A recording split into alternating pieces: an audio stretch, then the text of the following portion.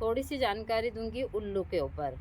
जो दीपावली के ऊपर लोग बाग उल्लू की बलि देते हैं और सोचते हैं कि हमारे घर में माँ लक्ष्मी की कृपा हो जाएगी। बहुत सारे लोग संतान प्राप्ति के लिए चीज़ें करते हैं। तो वहाँ लोग को यह नहीं पता है कि वहाँ अपने नर्क के द्वार स्वतः ही खोल रहे हैं। तो कभी भी किसी जीव की बलि से आपके घर में धन धान्य कभी नहीं आता है। आप एक दूसरे जीव की बलि देकर कैसे खुश रह सकते हैं? तो यह अंधविश्वास मत कीजिए। मैंने बहुत सारी जानकारी ब्लॉग में दी हुई है, आप यह जानकारी ज़रूर देखिएगा और बाकी के लोगों को भी शेयर कीजिएगा ताकि किसी बेजुबान की जान बच सके। और उल्लू एक ऐसा जानवर है जो रात्रि को ही निकलता है, वह दिन में नहीं निकलता है। लेकिन फिर भी लोग बाग और उसको माँ लक्ष्मी की सवारी माना जाता है और उसी सवारी को लोग बाग बलि पूजा सारी चीज़ों में काम लेते हैं। तो पूरा ब्लॉग विस्तार से देखिए। देखने के हर हर महादेव। दिवाली की रात्रि यानी कि काल रात्रि। काल रात्रि का मतलब होता है माँ काली की पूजा करना। लेकिन बहुत सारे जीवों के लिए सच में ही काल रात्रि हो जाती है, जैसे कि उल्लू हुआ। लोग बाग उल्लू की और भी बहुत सारे जानवरों की इसके ऊपर बलि देते हैं अंधविश्वास में। बहुत सारे लोग जुआ सट्टा सारी मेरे पास में सुबह से 15 से 20 फ़ोन आ चुके हैं कि माता जी हमको सट्टे के नंबर दे दीजिए। जबकि मैं हमेशा बोलती हूँ कि लोग बाग को पता है कि इससे कितना बड़ा नुकसान होता है। आप महाभारत को देख लीजिए। महाभारत में क्या हाल हुआ था पांचों पांडवों का, सिर्फ यही जुआ खेलने से। अपनी पत्नी तक को वहाँ लोग उसमें हार गए थे। तो मैं सभी को बहुत समझाती हूँ और मैं हमेशा बोलती हूँ कि ना तो मैं इन चीज़ों को हमने कभी करा है, ना हम किसी को चीज़ें ऐसी देते हैं गलत चीज़ें। इसी के साथ साथ मैं हमेशा बलि पूजा के भी खिलाफ हूँ।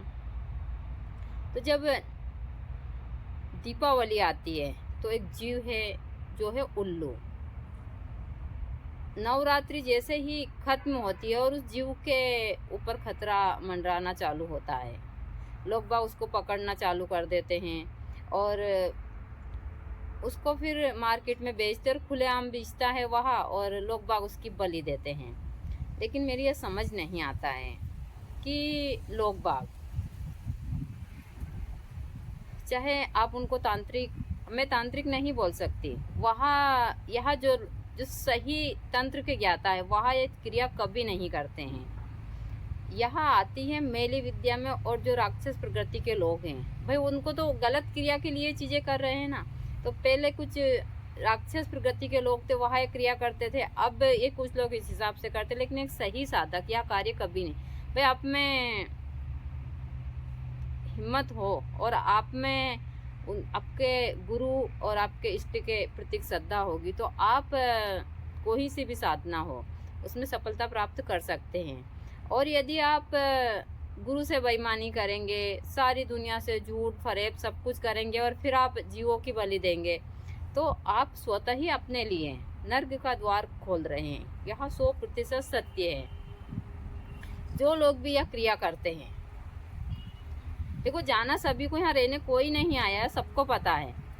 चाहे वह जीव हो, जैसे पशु पक्षी गाय भैंस ढोर जो भी हो, जाना सभी को यहाँ रहने के लिए। सिर्फ यह पृथ्वी है जो ही यहाँ पर रहेगी, बाकी सारी चीज़ें धीरे धीरे चली जाती है। हम चाहे कितना अच्छा मकान बना ले, वहाँ 100-200 साल के बाद में वो मकान भी खत्म हो सकता है, सारी चीज़ें। तो यहाँ सारी चीज़ें जानी ही है, यहाँ रहने के लिए कोई नहीं आया है। लेकिन उसके बाद भी लोग बाग इतनी सारी चीज़ें करते हैं। तो जो दीपावली के दिन उल्लू की बलि देते हैं, वहाँ लोग अंधविश्वास के अलावा कुछ नहीं करते।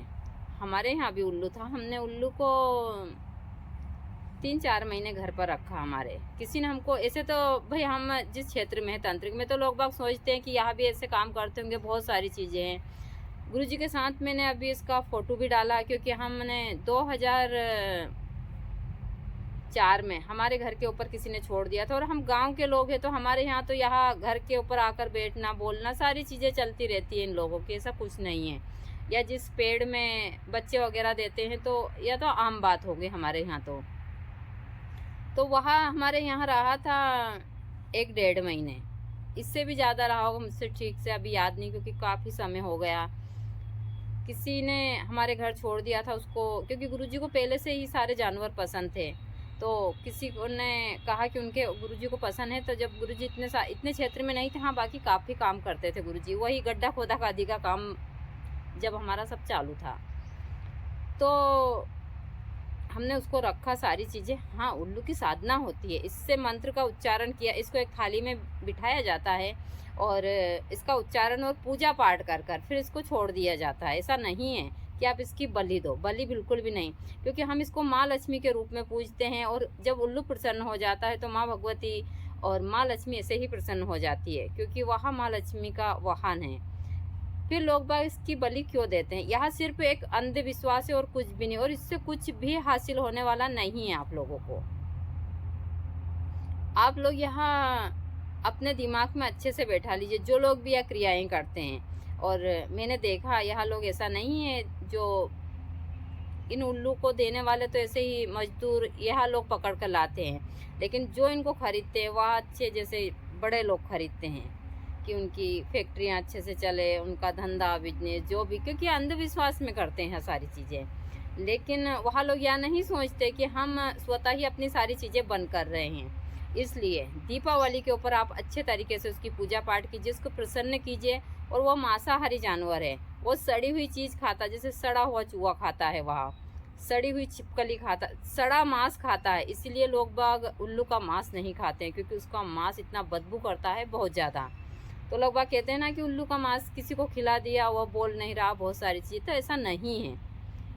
इस दुनिया में जितना अंधविश्वास मैंने देखा है, और ऐसा नहीं है कि भाई फिर जब सामने वाला के दिमाग में यह चीज़ें हैं तो फिर लोगों को अंधविश्वास फैलाने में क्या वो नहीं लगता है। और लोग बाग तो यही चाहते, मेरे से तो बहुत लोग खिलाफ हैं आज के उसमें, और जो तंत्र के क्षेत्र में है मुश्किल से 1% लोग भी उस हिसाब के होंगे।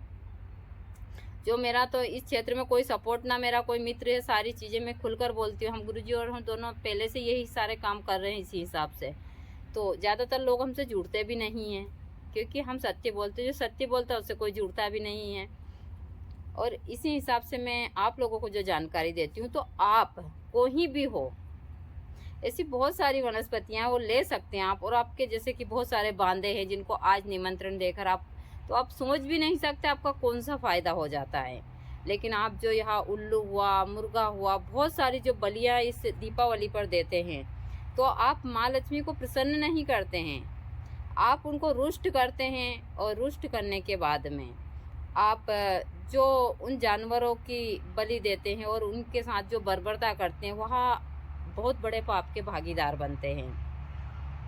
यह सिर्फ ऐसा नहीं है कि मैं आप लोगों को यह वीडियो इसलिए डाल रही हूँ कि मेरी सारी चीज़ें बढ़े। देखो, मेरा काम है सही चीज़ों की जानकारी देना, करना या ना करना आप लोगों के हाथ में है। क्योंकि मैं हमेशा से बोलती हूँ कि मैं तंत्र की साधक हूँ, लेकिन मैं बलि पूजा के सख्त खिलाफ हूँ, क्योंकि तंत्र एक पवित्र चीज़ है। तंत्र में बहुत सारी ऐसी क्रियाएं हैं, ये सारी चीज़ें छोड़कर। और यह चीज़ें सब राक्षस प्रगति के लोग करते थे कि वहाँ हमारे यहाँ बहुत सारे से मंत्र हैं, जिन मंत्रों में इतनी गंदी आण दी जाती है। आप उनकी सेज पर चढ़ने का मतलब क्या होता है? सेज मतलब जैसे कि बेड हुआ, खाट हुई, जिस पर बिस्तर लगे, आप इतना तो सब लोग समझते हैं। तो माँ की सेज पर चढ़े, बजरंग बली की सारी चीज़ें से बहुत सारे मंत्र में यह सारी चीज़ें भी आती है। यह चीज़ें मैं बताती, हमने आज तक आप मेरे मंत्र में इनको मतलब कहते हैं कि आण दी जाती है। और ऐसा साबर मंत्र में भी बहुत जगह ऐसा नहीं है, ऐसी बहुत सारी चीज़ें हैं। लेकिन यह साधक को समझने वाली बात होती है कि उसको कौन से मंत्र का कहाँ इस्तेमाल करना है, किस प्रकार से इस मंत्र को सारी चीज़ें उस हिसाब से करनी है। और आप सही तरीके से, गुरु का मतलब यही होता है कि वह यही चीज़ें बताता है आपको। तो ऐसी बहुत सारी, जैसे कि लोना चमारण का जो मंत्र है उसमें बहुत सारी चीज़ें उस हिसाब से देते हैं। और भी कामाख्या माँ का हुआ, जितना भी हुआ, हनुमान जी का हुआ, वहाँ सीता माँ की आन देते हैं उनको, तो ऐसे बहुत सारी चीज़ें तो यह गलत क्रियाओं में आती है। मैं चीज़ों खुलकर बोलती हूँ।